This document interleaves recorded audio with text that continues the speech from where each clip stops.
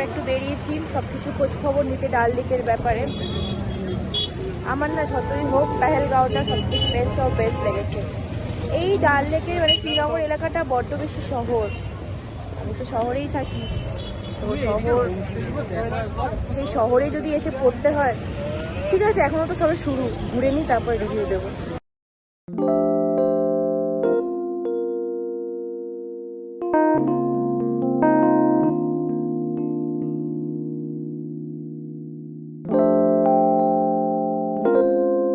শ্রীনগরে এসে আগে লাঞ্চ করে নিয়ে তারপর ঝটপট রেডি হয়ে গেছি। আমরা শিকারায় যাব ডাল লেকে।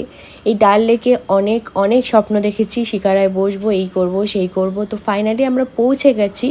আর ভীষণ ভালো, এত সুন্দর, এত বড় একটা লেক, তার সামনে এত সুন্দর শিকারাতে সবাই বসে বসে পাহাড়ি আনন্দ নেওয়া, সব কিছু খাওয়া দাওয়া করা, একটা মানে best of moments.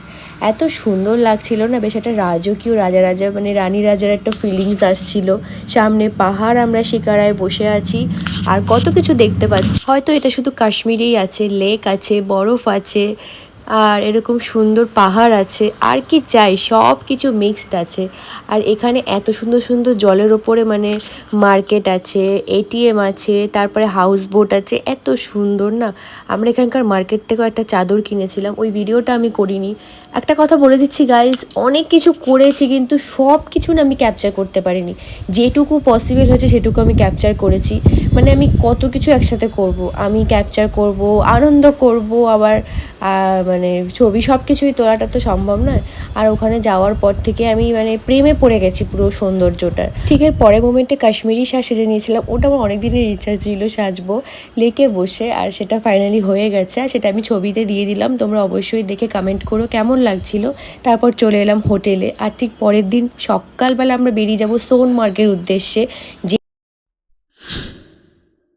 Good morning guys, আজকেই সেই দিন যার জন্য কাশ্মীরে আসা, বরফ দেখার জন্য সোনমার্গের জন্য রেডি হয়ে গাড়িতে বসে ব্রেকফাস্ট করে নিয়েছি। তারপর যত উপরে উঠছি তত ঠান্ডা আরও বেশি বাড়ছে, আর তত পাহাড়টাকে মানে বরফের পাহাড়টাকে চোখের সামনে কাছ থেকে দেখতে পাচ্ছি। মানে এর থেকে কি এক্সাইটেড, মানে কতক্ষণ ওই সোনমার্গে গিয়ে পৌঁছাবো আর কি কি দেখতে পারবো সেটা ভেবে ভেবে যাচ্ছিলাম। আর আমরা যখন এই সোনমার্গে যাওয়ার সময় একটা বড় টানেল পড়ে, ওটা না আমি একদম ক্যাপচার করিনি, ওটাকে অলিভকে ক্যাপচার করতে বলেছিলাম, ও করেনি। ওটা আমার একটা বড় ভুল হয়ে গেছে, টানেলটাকে দেখালে বুঝতে পারতে। টানেলের ভেতর থেকে যখন বেরোলাম পুরো বরফে ঢুকে গেলাম, ওর থেকে ওটা চোখে দেখে এসছি, মানে ওটা কিভাবে আর বোঝাবো। যাই হোক, তোমরা দেখতে থাকো আর সঙ্গে থাকো। There's not much to do when all I can is thinking about you. Not doing well, don't know where you are, 'cause you're not here. It's been way too long. If I could lay down beside you, I would. আমাকে দেখে বুঝতে পারছো যে কি ঠান্ডা লাগছে, এত হাওয়া দিচ্ছে, তার উপর সেদিনকে মেঘলা করেছিল, ঠান্ডাটা যেন আরও বেশি লাগছিল। আমি তো ভীষণ কাঁপছিলাম। আর আমি না ইচ্ছা করে, আমি অলিভ মিলে প্ল্যান করেছি আমরা বরফে যাবো, বরফটাকে হাত দিয়ে তুলবো, কোনো গ্লাভস ইউজ করব না।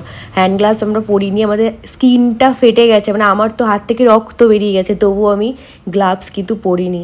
আমি মানে প্রচুরভাবে বরফটাকে টাচ করেছি। আর তারপর আমরা স্লেজ গাড়ি করে 0 পয়েন্টে চলে গেছি, ওখানে পুরো সাদা পরিষ্কার একদম। স্নোফল হচ্ছে,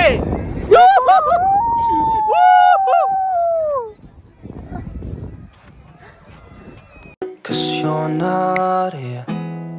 It's been way too long.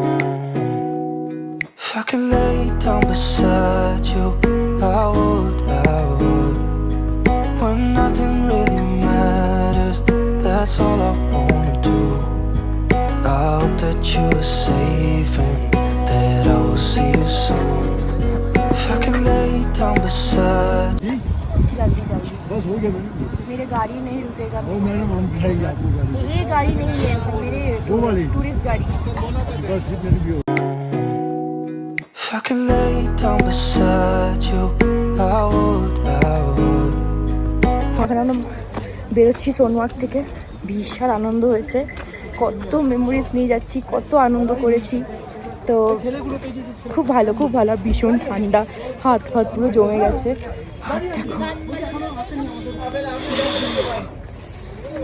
যখন আমরা ওপর থেকে নিচে নামছি তখন প্রায় 4:30 পৌনে 5টা বাজে। পেটে ছুঁচো দৌড়াচ্ছে, প্লাস ম্যাগিটা খেয়েছিলাম, খুব একটা প্রবলেম হচ্ছিল না, তাও খিদে খিদে পাচ্ছিল। এতটা ওপরে উঠেছিলাম, লাফালাফি করেছি। আর লাঞ্চে ছিল দারুণ জিনিস, ফ্রাইড রাইস আর চিলি চিকেন। দারুণ খেয়েছি লাঞ্চটা, ফটাফট খেয়ে নিয়েছি। তারপর তো বাড়ি যাওয়ার পালা, মানে সরি হোটেলে ফিরে যাচ্ছিলাম আমরা। If I could lay down beside you, I would, I would, I would,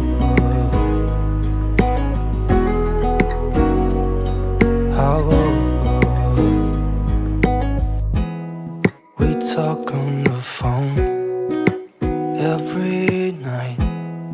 Love to hear your voice. Not sleeping well. And I know that you're right, but you should know it. You've been gone for way too long now.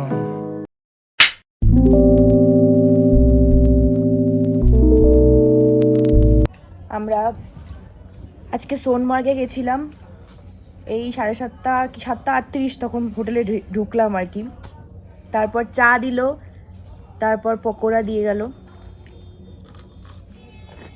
দারুণ জায়গা ছিল, পুরো বড়, প্রচুর enjoy করেছি, প্রচুর memories নিয়েছি, দেখতেই পাচ্ছ তোমরা।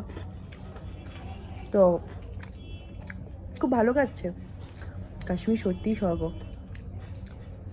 আর ভীষণ টায়ার্ডও আছি, মানে শুলে আর নেই, ঘুম। ঘুরতে আসলে ঘুম টুম সব ভুলে গিয়ে এনজয়, জাস্ট এনজয়। দেন কোনো রকম ডিনার করে সোজা ঘুমাতে চলে গেছি। কালকে দেখা হচ্ছে গুলমার্গ।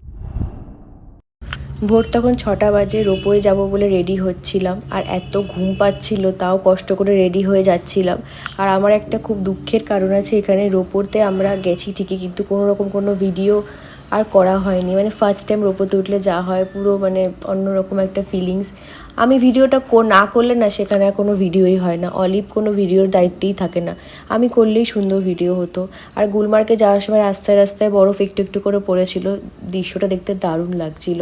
তারপর রোপওয়ে লাইন দেবো কি, মানে গাইজ বিশ্বাস করো, 1.5-2 ঘন্টা লাইনে দাঁড়িয়ে ওই 10 থেকে 15 মিনিট ওই ওপরে গন্ডোলাতে গিয়ে আর কতটুকু এনজয় করা যায়। তাও আবার ওই আসার সময় 2 ঘন্টা লাইন দিয়ে পুরো এনার্জি লস, মানে মুডটা পুরো খারাপ হয়ে গেছিলো, আনন্দর থেকে মুড খারাপ। তারপরে নিচে এসে আমরা বরফের সাথে খেলা করেছি, ওটাও বেশ ভালো। অলিভ আবার ওখানে স্কেটিং করেছে, ওখানে একটা বেশ মজার জিনিস হয়েছে, ও স্কেটিং করতে গিয়ে যে কতবার পড়েছে। আমি তো ওই জায়গাটা একটু এনজয় করেছি, বাকিটা আমার গুলমার্গটা ইজ ওকেই কেটেছে। When nothing really matters, that's all I wanna do. I hope that you are safe and आगे रखो और पुश हो जाएगा। হচ্ছে ऐसे एक आगे रखो। বহুত খুব পড়ে যাবো তুমি বলো না।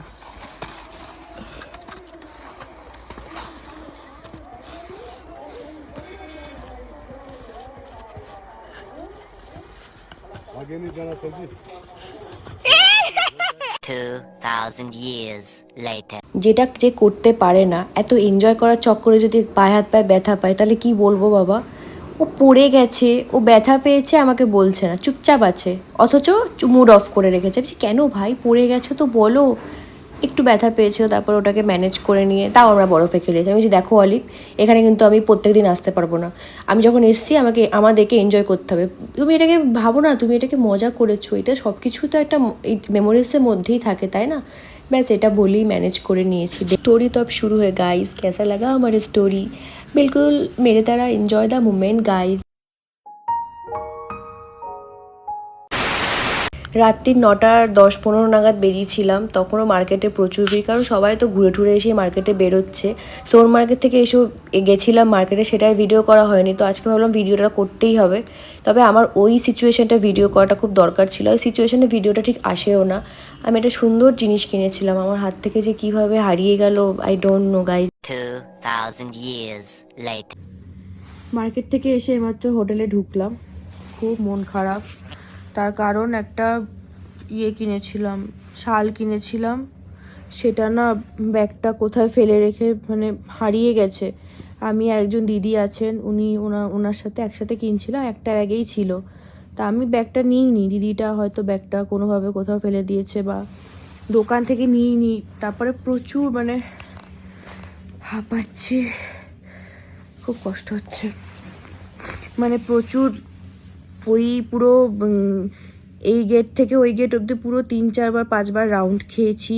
প্রত্যেকটা দোকানদারকে জিজ্ঞাসা করেছি, ওরা অনেক রকম কিছু বলছে যে আমাদের কাছে থাকলে আমরা কাশ্মীরের পুরো গ্রুপে দিয়ে দিই, সবাই সবার জিনিস পেয়ে যায়, আর নালে আমরা যদি না আসে কোনোভাবে আমরা গরিবদের দান করে দিই, কিন্তু আমরা কারোর জিনিস নিই না। কিন্তু একটা অদ্ভুত ব্যাপার, আমার এরকম জিনিস যদি হারিয়ে যায় সেটা আমার জিনিস কী করে বুঝবে? কাশ্মীরে গ্রুপে দিলে আমরা কি আমাদের জিনিস কী করে বুঝবে? আমরা কিভাবে পাবো? এরকম লজিক দিয়ে দিলে তো কোনো মানে নেই। মানে অনেকক্ষণ ধরে চেষ্টা করলাম, এত টাকার জিনিস কিনেছি, সেখানে এতবার খুঁজলাম, না পেলে তখন তো মনটা খারাপই হয়ে যায়। কিছু করার নেই, ব্যাড লাক, সব কিছু ভালো থাকলে খারাপও হয়, এটা বাজে এক্সপিরিয়েন্স হলো, দ্যাটস ইট, কিছু বলার নেই আর।